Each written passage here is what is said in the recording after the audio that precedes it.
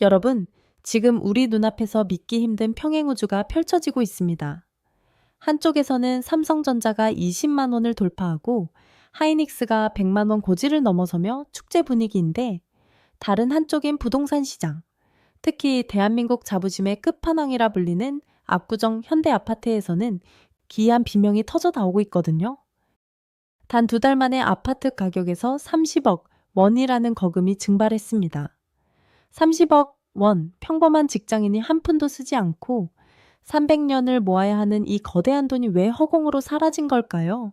이건 단순히 집값이 오르고 내리는 시장의 문제가 아닐 수도 있습니다. 그보다는 수십 년간 대한민국을 지배해온 1주택자 절대 보호라는 성벽에 정부가 칼을 대기 시작했다는 아주 선명한 정책적 시그널로 읽힙니다.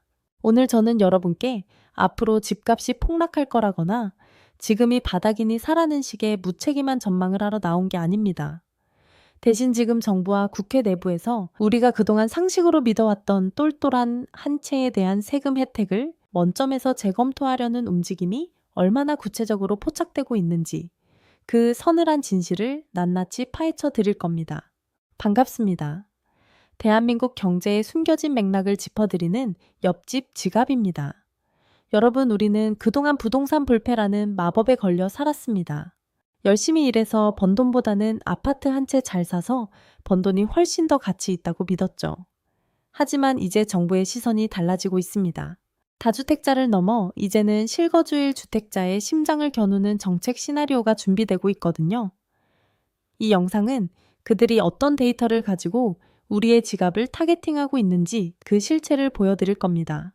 이 영상을 끝까지 시청하시면 변화하는 정책의 파도 속에서 내 소중한 자산을 어떻게 대처해야 할지 스스로 판단할 수 있는 강력한 기준을 갖게 되실 겁니다. 자, 대한민국 부동산 잔혹사, 그 깊숙한 정책의 이면으로 지금 들어갑니다. 먼저 팩트부터 짚어보죠. 압구정 현대아파트 전용 183제곱미터, 우리가 흔히 말하는 55평형 아파트 이야기입니다. 작년 2025년 12월에 128억 원에 거래됐던 이 집이 불과 2달 뒤인 올해 2월에 97억 원과 98억 원에 각각 거래됐습니다. 산술적으로 30억 원에서 31억 원이 뚝 떨어진 거래가 실제로 일어난 겁니다. 사람들은 가격이 떨어지면 시장이 죽었다고 말하지만 진짜 고수들은 자산의 성격이 변하고 있다는 점에 주목합니다. 집을 판 사람은 왜 30억 원을 포기했을까요? 단순히 돈이 급해서일까요? 아니면 앞으로 들이닥칠 보유세와 세제 개편의 무게를 미리 계산하고 탈출 버튼을 누른 걸까요?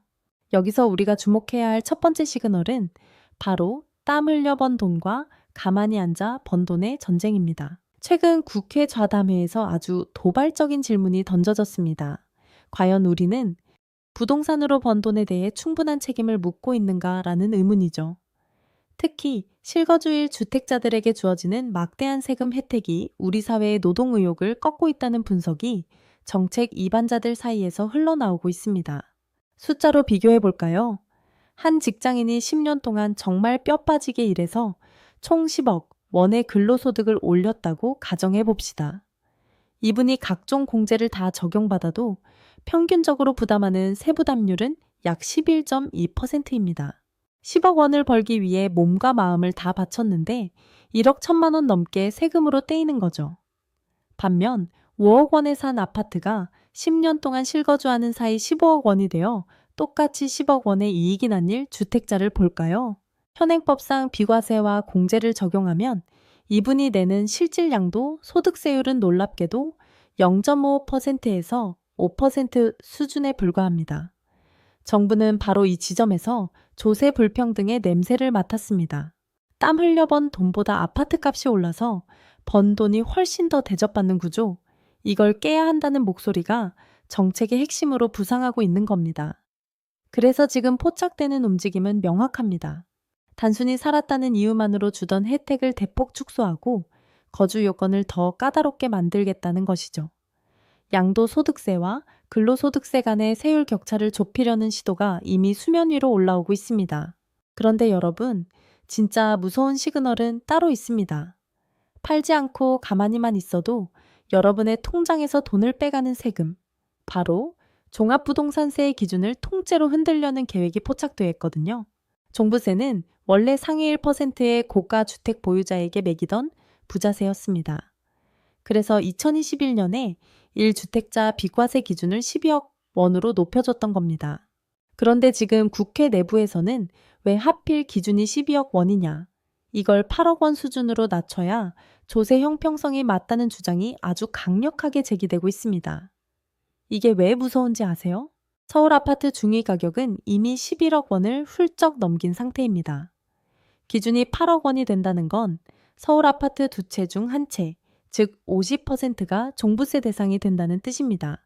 이제는 강남을 넘어 노원구, 도봉구, 강북구는 물론이고 금천구, 관악구, 구로구의 평범한 아파트들까지 종부세 고지서를 받게 될 가능성이 커지고 있다는 겁니다. 이제 종부세는 부자 인증서가 아니라 서울에 거주하기 위해 매년 지불해야 하는 서울 거주 통행료로 그 성격이 완전히 바뀌게 되는 것이죠.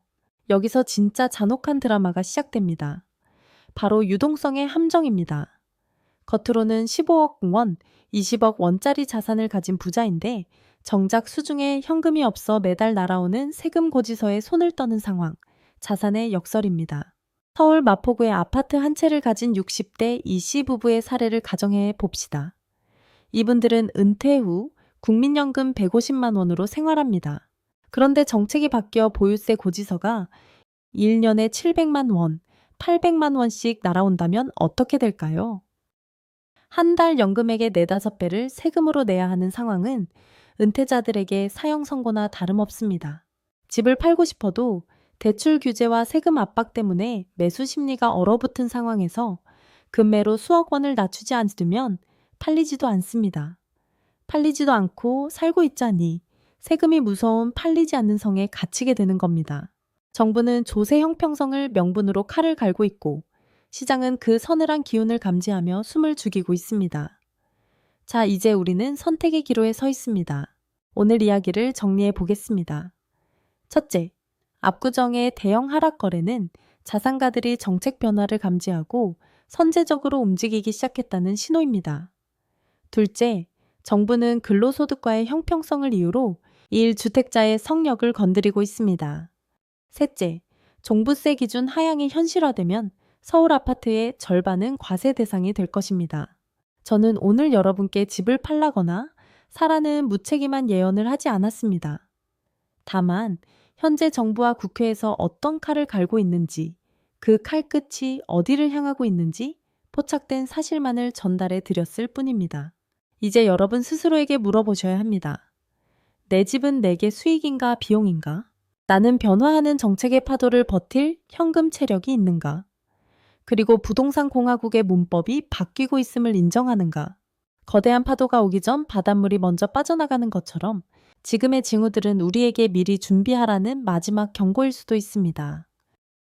그 칼날을 방패로 막으며 끝까지 내 집을 지켜낼 것인지 아니면 새로운 생존 전략을 짤 것인지 그 모든 선택은 결국 여러분의 몫입니다. 아무런 준비 없이 변화를 맞는 사람에게 미래는 결코 친절하지 않을 것입니다. 여러분의 생각은 어떠신가요? 정부의 이런 움직임이 정당하다고 보시나요? 아니면 과도한 규제라고 보시나요?